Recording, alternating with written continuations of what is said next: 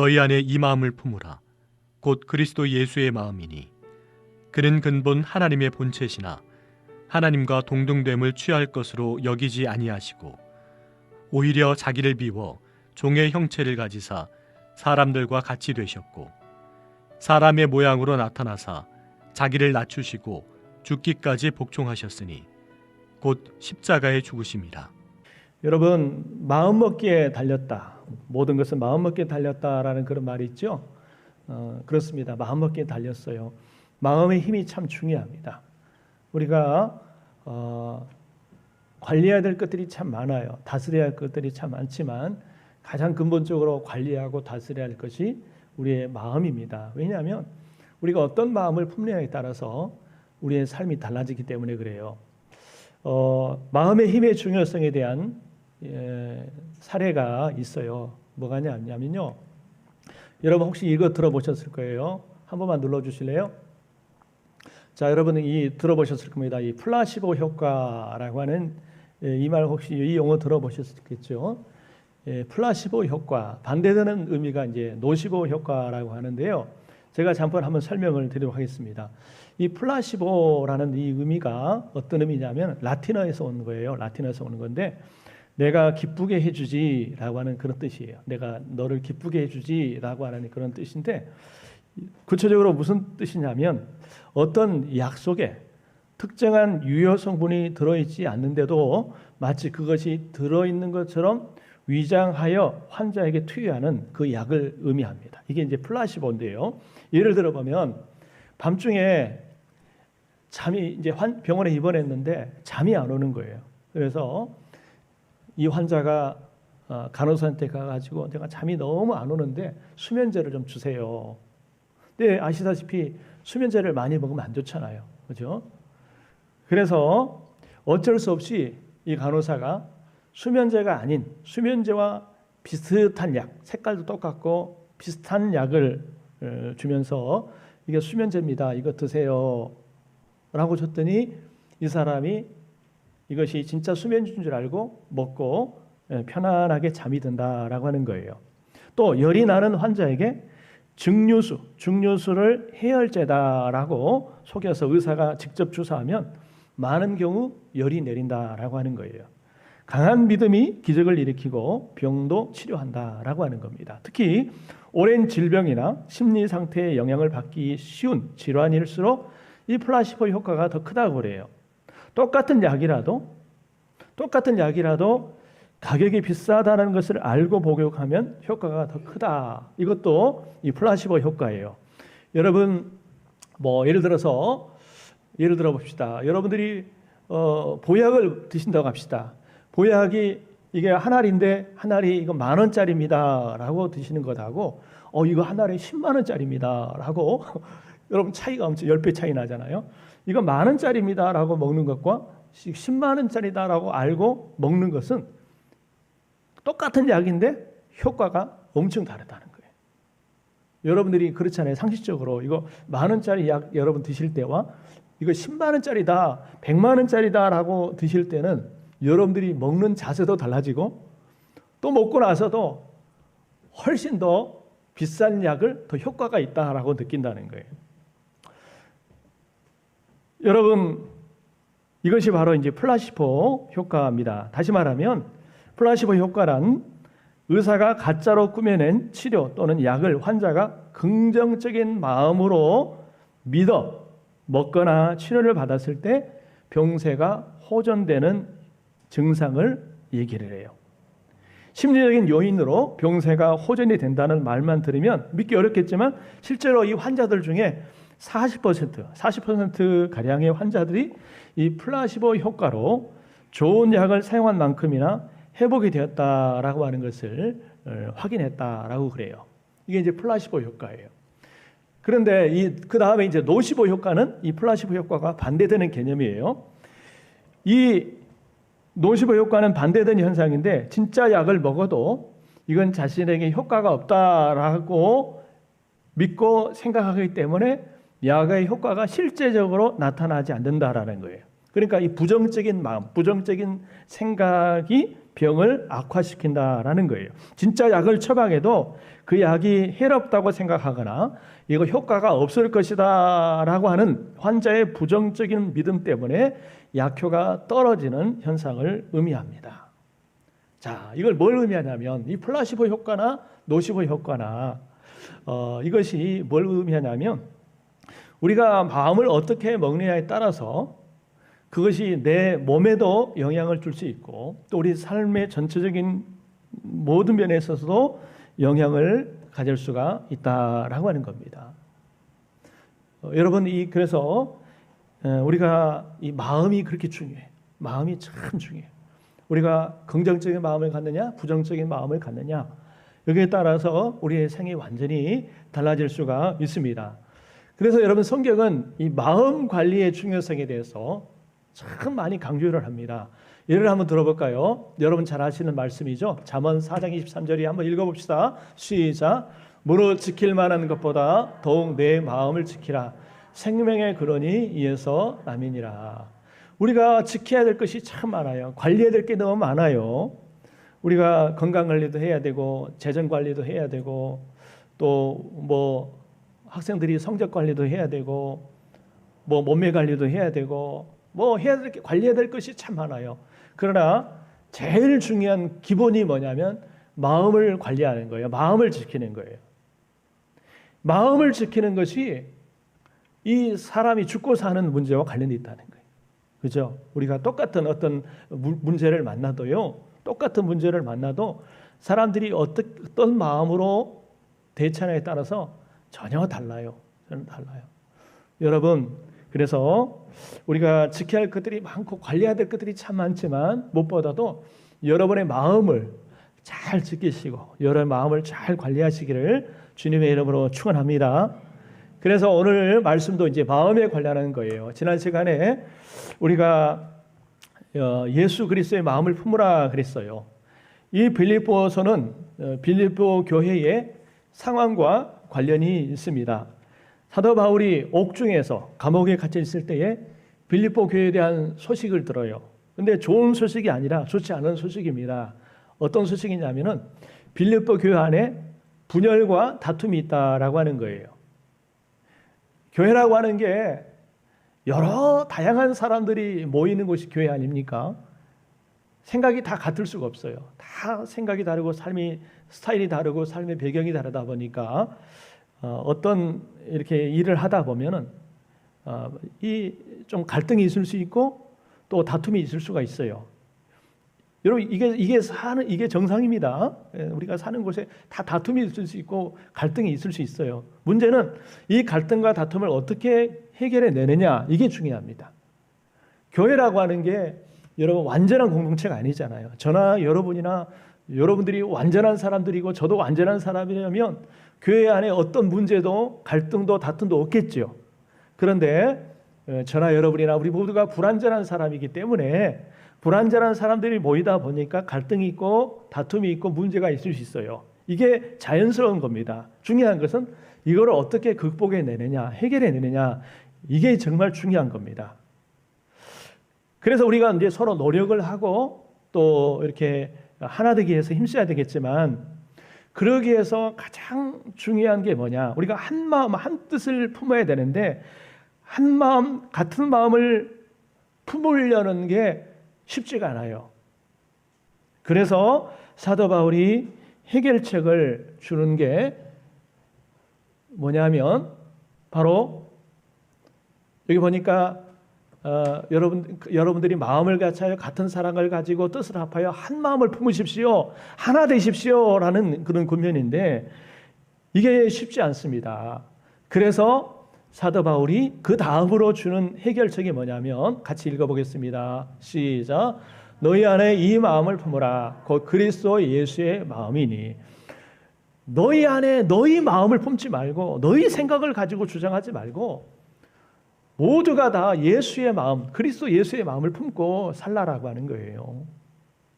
그러면 우리가 품어야 될 그 예수님의 마음은 어떤 마음이냐? 그죠? 예수님의 마음, 우리가 새해 우리 성도들이 품고 살아야 될 예수님의 마음은 어떤 마음이냐라고 하는 거예요. 우리 지난 시간에 한 가지 했습니다.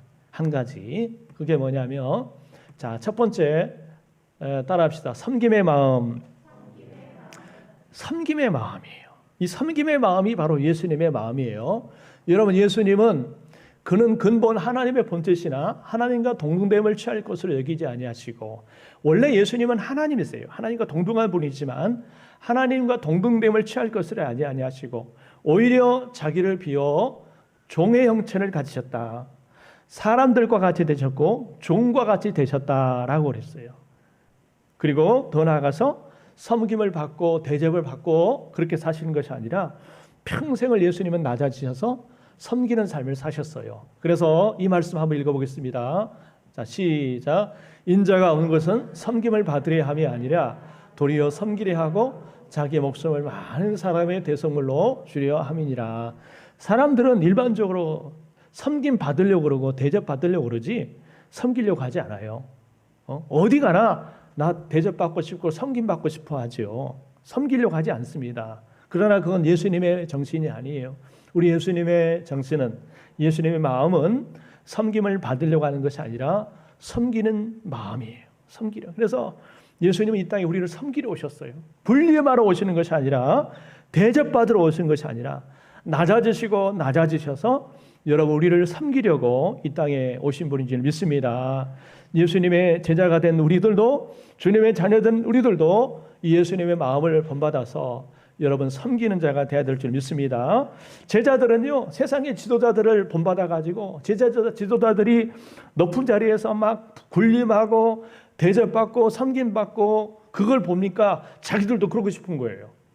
그래서 야, 내가 어떻게 하면 다른 사람보다 크게 될 것인가, 높아질 것인가, 그런 마음을 가지고 살아갔어요.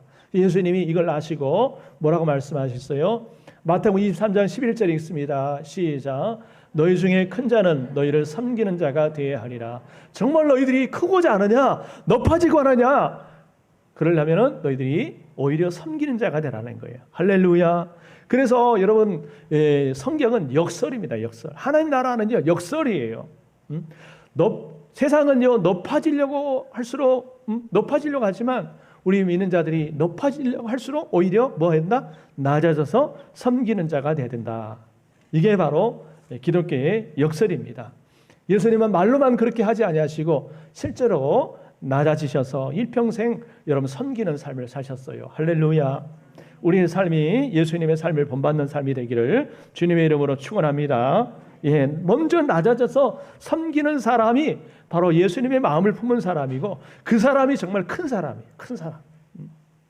우리 교회 안에 그런 분들이 많아지길 바랍니다. 자, 여기까지가 이제 지난 시간의 말씀이었고 오늘 두 번째 읽어봅시다. 시작. 겸손의 마음. 자, 예수님의 마음, 우리가 품어야 될 새해 우리가 품고 살아야 될 마음 따라합시다. 겸손의 마음. 겸손의 마음. 여러분, 우리 예수님의 마음은 겸손의 마음이에요. 빌립보서 2장 7절 보면은 오히려 자기를 비워 종의 형체를 가지사 사람들과 같이 되셨고 라고 그랬어요. 여기 하나님이시지만 자기를 비워 종의 형체를 가지사 사람들과 같이 되셨다. 이 되셨다라는 말은 좀 어려운 말로 성육신 사건을 의미합니다. 성육신 사건. 여러분, 이 성육신 사건은요, 하나님이 자기를 비워 인간이 되셨다, 사람이 되셨다라고 하는 것인데 좀 어려운 표현으로 인카네이션이라고 그래요. 인카네이션, 좀 어려운 표현으로. 그래서 예수님은 원래 하나님이셨는데 자기를 스스로 비워서 사람이 되셨다. 이게 바로 인카네이션, 성육신 사건이에요. 여러분, 이 성육신 사건을 좀 더 여러분들이 이해할 수 있는 예화를 아마 제가 소개를 하도록 하겠습니다. 그 미국에서 있었던 그런 이야기인데요. 제목이 뭐냐면 이제 인터넷에 나온 글이에요. 나는 이런 교회를 다니고 싶다라고 하는 글인데요. 미국 미주리주 어느 시골 마을에 있는 작은 미용실에서 어느 날 이 미용실에 그날따라 유난히 손님들이 막 몰려드는 거예요.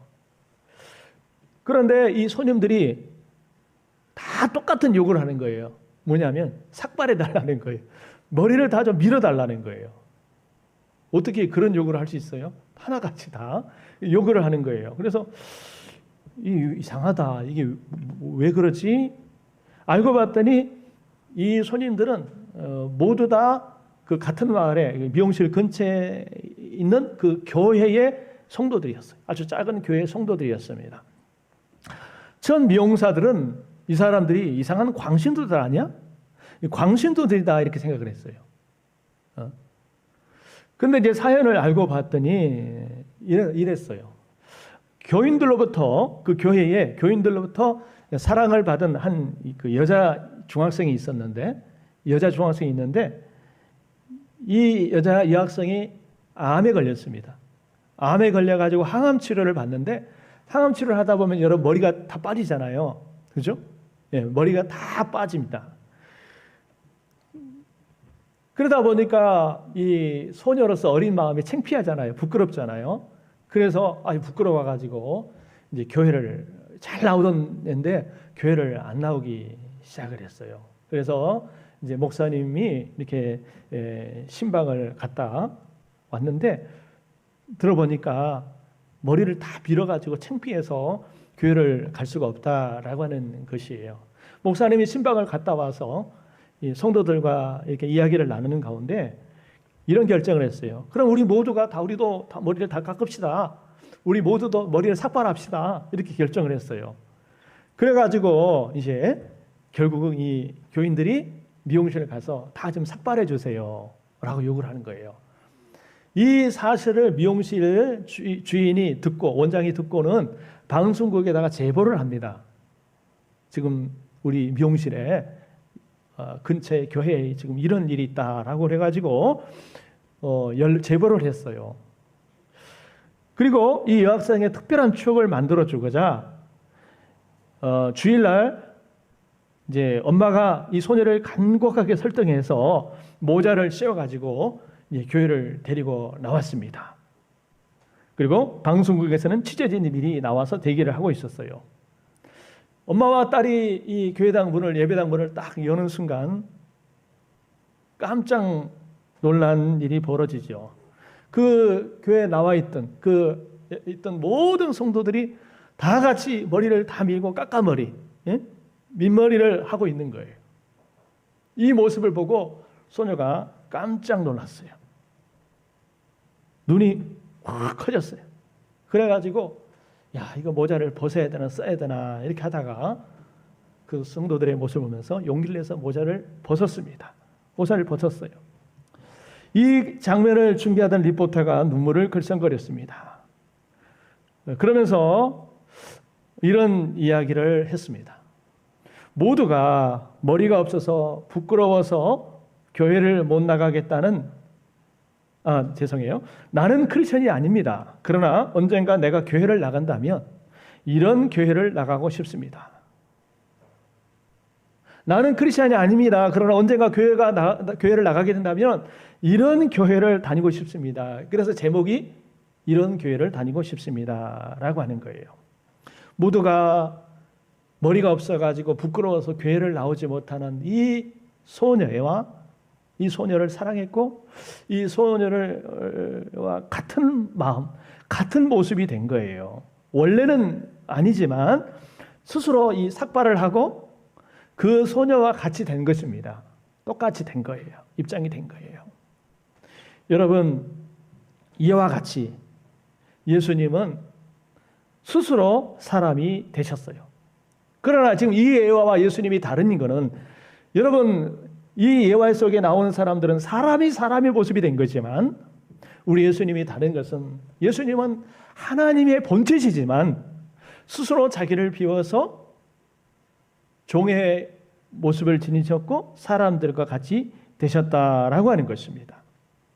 이처럼 성육신의 사건은 높고 높으신 하나님이신 예수님이 자기를 비워 사람과 같이 되셨고 스스로 낮아지신 그래서 섬김인 사건이 바로 이 성육신의 사건인데 이 성육신은 한마디로 바로 이 겸손의 사건이에요. 겸손의 사건.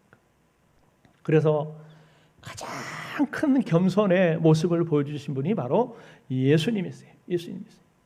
하나님이신 예수님이 사람과 같이 되신 거 이것이야말로 겸손의 극치입니다. 그런데 이 겸손은 여기서 끝나지 않습니다. 피조물이신 하나님이신 예수님이 피조물처럼 되신 것도 겸손이지만 더 나아가서 이 땅에 사시면서 평생을 낮아지셔서 여러분 섬기는 삶을 사셨고 마지막에는 십자가에서 자신을 희생제물로 내어 주셨다는 거예요. 그 희생으로, 십자가의 희생으로 저와 여러분들이 죄사함을 받고 하나님의 자녀가 된 줄 믿으시길 바랍니다. 이게 바로 겸손이에요. 겸손. 그래서 성경은 예수님을 가리켜서 스가랴 9장 9절에 보니까 겸손의 왕이다. 예수님은 겸손의 왕으로 오셨고 겸손의 본을 보이셨다라고 하는 거예요. 여러분, 우리의 주가 되신 예수님이 이처럼 자기를 낮추시고 겸손하게 되셨다고 한다면 그 예수님을 주라 고백하는 우리들도 역시 예수님의 겸손을 본받아야 되지 않겠습니까? 그런데 예수님이 이렇게 겸손하셨는데 우리는 예수님과 상관없이 여러분 겸손하지 못하고 교만하다고 한다면 이거 얼마나 아이러니입니까? 여러분 오늘 저와 여러분들의 삶은 어떠합니까? 예수님의 겸손의 삶을 본받고 있습니까? 베드로전서 여러분 5장 5절 6절 한번 같이 한 목소리로 읽어보겠습니다. 시작. 다 서로 겸손으로 허리를 동이라. 하나님은 교만한 자를 대적하시되 겸손한 자들에게 은혜를 주시느니라. 그러므로 하나님의 능하신 손 아래서 겸손하라. 때가 되면 너희를 높이시리라. 아멘. 이게 누구의 말이에요? 베드로의 말이에요. 근데 베드로가 이렇게 말을 하는 배경이 있어요. 원래 베드로가 예수님의 제자 중에 수제자잖아요. 수제자. 내가 최고다라는 거예요. 그래서 사실 베드로가 변화되기 전에는요, 아주 교만했습니다. 아주 교만했어요. 그런데 나중에 이제 여러분 성령 받고 이제 깨어지고 이제 변화되고 나서 자신의 삶의 그 어떤 잘못된 모습을 근거로 해서 여러분 다 서로 겸손으로 허리를 동이십시오. 하나님이 교만한 자를 대적하시되 겸손한 자에게 은혜를 주십니다. 그러므로 여러분 하나님이 능하신 손 아래서 겸손하십시오. 그러면 하나님 때가 되면 여러분을 높이실 것입니다. 이 말은 자신의 경험과 삶에서 나오는 그런 말입니다. 겸손으로 허리를 동이라라고 하는 거예요. 우리 예수 믿는 사람들이 이 세상에서 어떻게 살아야 잘 사는 것이냐, 믿는 자답게 사는 것이냐라고 묻는다면 해답은 바로 자신을 낮추며 사는 것, 겸손하게 사는 거예요. 할렐루야. 이것이 바로 예수님의 삶을 본받는 거예요. 우리가 기독교에서 가장 대표적인 사람을 경건했던 사람을 뽑자면 여러분 잘 아시는 성 어거스틴 많이 들어보셨을 거예요. 자, 이 이야기는 할게요. 이 성 어거스틴에게 레이나라고 하는 제자가 있었어요. 하루는 이 어거스틴이 볼 일이 있어가지고 이 제자 레이나를 불렀어요. 여보게 레이나, 부르는데 스승이 부르는데도 대답이 없는 겁니다. 옆방에 분명히 있을 것 같은데 응답이 없는 거예요. 그래서 잘못 들었나 해가지고 다시 불러봤어요. 여보게 레이나. 근데 여전히 응답이 없는 거예요. 그러니까 이제 슬슬 막 화가 나는 거예요. 아니 불러도 스승이 부르면 대답을 해야지 왜 대답을 안 하는 거야 하면서 화가 나는 거예요. 그러면서 화가 나가지고 한마디 하려고 딱 옆방 문을 신경질적으로 열어 제쳤더니 제치는 순간적으로 아차 하면서 여러분 뉘우치게 되죠. 왜 그러냐면 이 레이나라고 하는 제자가 무릎을 꿇고 하나님 앞에서 간절히 기도하고 있었던 거예요. 너무나 집중해서 간절히 기도하다 보니까 이 스승의 부르는 소리를 듣지 못했는 것이에요. 이 장면을 보고서 순간 어거스틴이 내가 실수했구나. 부끄러워서 몸둘 바를 몰랐습니다. 그리고 그 기도가 끝나기를 기다렸다가 그 제자에게 이렇게 얘기를 했어요. 레이나를 보면서 이렇게 얘기를 했습니다. 너의 발로 내 목을 밟고 서서 교만한 어거스틴아, 교만한 어거스틴아, 교만한 어거스틴아 이렇게 3번 소리쳐 나오. 그러면서 사과를 했다고 그래요. 사과를 했다고 그래요. 성자라 불리는 만큼 어거스틴은 아주 겸손한 사람이었지만 그 마음속에 이른 듯 무심결에 고개를 쳐든 교만이 있었음을 깨닫고 가슴을 쳤다고 그래요.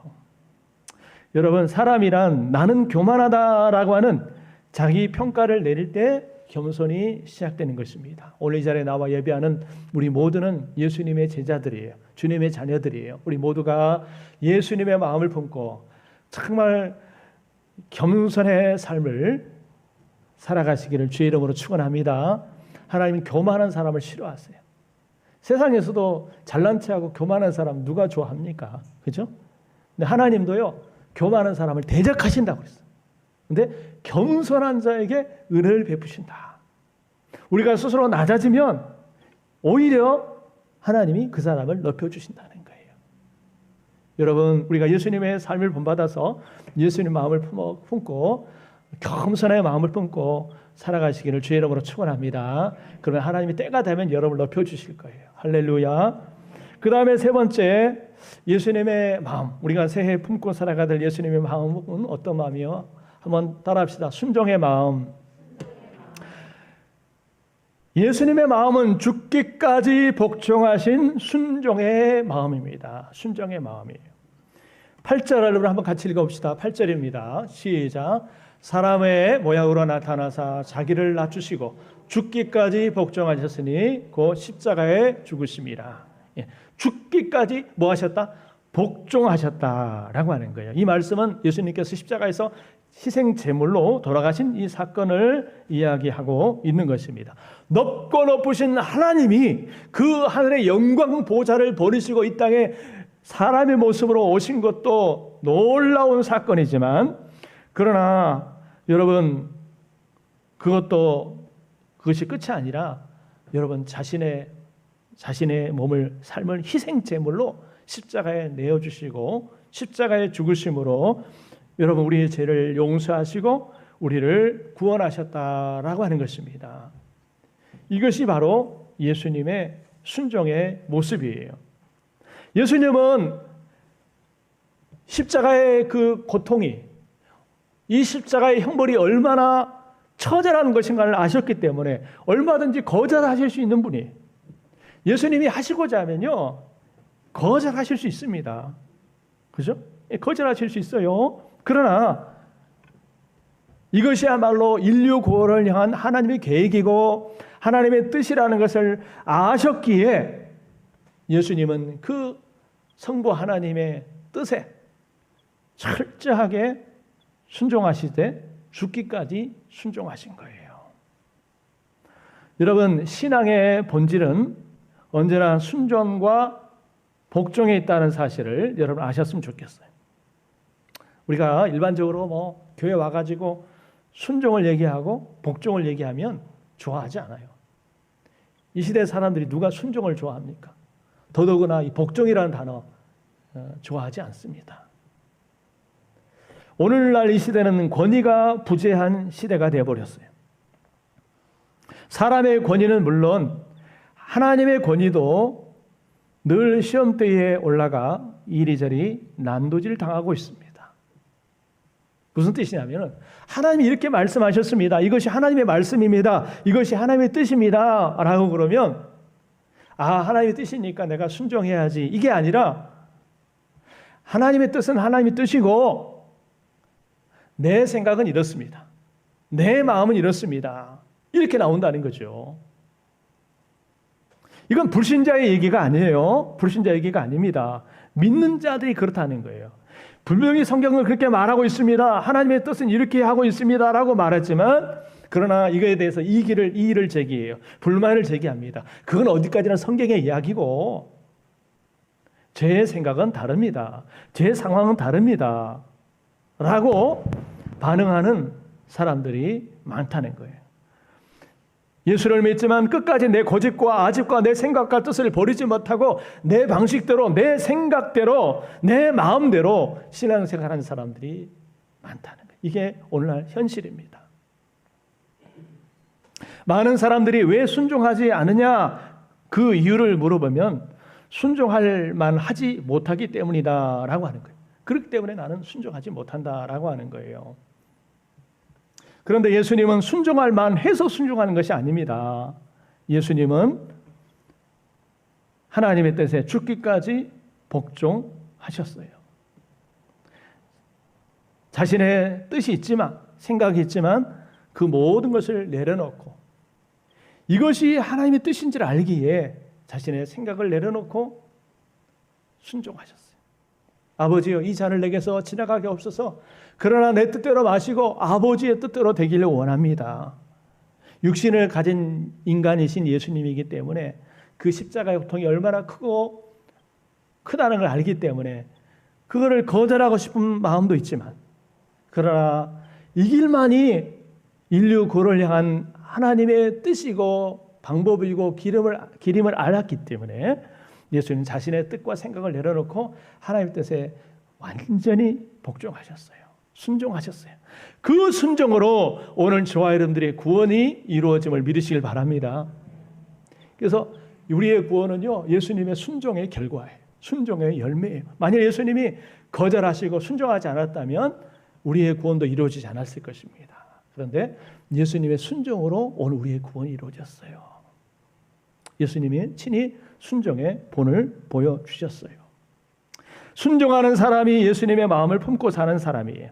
오늘 우리 성도가 오늘 한 해를 살아가면서 품어야 될 마음은 바로 순종의 마음입니다. 할렐루야.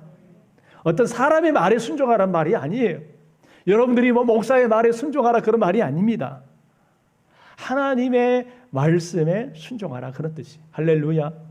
이것이 분명히 하나님의 말씀이라고 한다면 내 제발 고집과 아집과 생각과 삶의 방식을 좀 내려놓고 순종할 때 그것이 내게 복이 되고 유익이 된다는 거예요. 여러분이 성경을 한번 읽어보세요. 성경에서 축복을 얘기하고 복을 얘기할 때는요, 항상 말씀 순종과 관련되어 있어요. 말씀에 대한 순종이 없는 축복과 복은 없습니다. 그렇죠? 그래서 항상 이 말씀 순종과 축복은 항상 관련되어 있어요. 하나님이 왜 이렇게 말씀하시느냐? 그 말씀하신 데는 우리의 유익을 위해서라는 거예요. 부모가 어떤 자식에게 이런 얘기를 하고 저런 얘기를 하고 이렇게 해라 저렇게 하지 말아라 라고 말씀하는 것은 결국은 그 자녀의 유익을 위한 것처럼 하나님께서 우리에게 말씀하실 때는 우리에게 어떤 부담을 주고 우리의 자유를 억압하게 한 것이 아니라 결국은 그 순종을 통해서 우리에게 복을 주시고 유익을 주시기 위한 것임을 여러분 꼭 기억하시길 바랍니다. 그래서 오늘 한 해를 살아갈 때 우리 성도들이 품고 살아가야 될 마음은 바로 이 순종의 마음이에요. 순종의 마음. 여러분 제발 우리 안에 고집을 좀 버립시다. 여러분 신앙의 고집은 괜찮아요. 다니엘이라든지 이런 그 하나님의 사람들이 가졌던 이런 신앙의 고집은 괜찮아요. 신앙의 고집은 좋은 거예요. 그렇죠? 그런데 여러분 세상 말로 그런 말이 있잖아요. 세상적인 표현으로 똥꼬집 있잖아요. 똥꼬집, 아집. 이거 아닌 거 분명히 자기도 알면서도 이 길로 가면 안 되는 걸 본인도 머리로는 알면서도 자꾸 그 길로 가는 거예요. 이거 해서는 안 되는 거 알면서도 머리로는 아는데 자꾸 그걸 반복적으로 행동하는 거예요. 이걸 가지고 똥꼬집이라고 그래요. 우리가 하나님 앞에서는요, 우리의 고집을 좀 내려놔야 돼요. 우리의 좀 생각들을 좀 내려놔야 돼요. 그래서 하나님이 말씀하실 대로 우리가 순종할 때에 그것이 정말 예수님의 마음을 품은 사람이고 이런 성숙한 사람의 마음인 줄 믿으시길 바랍니다. 할렐루야.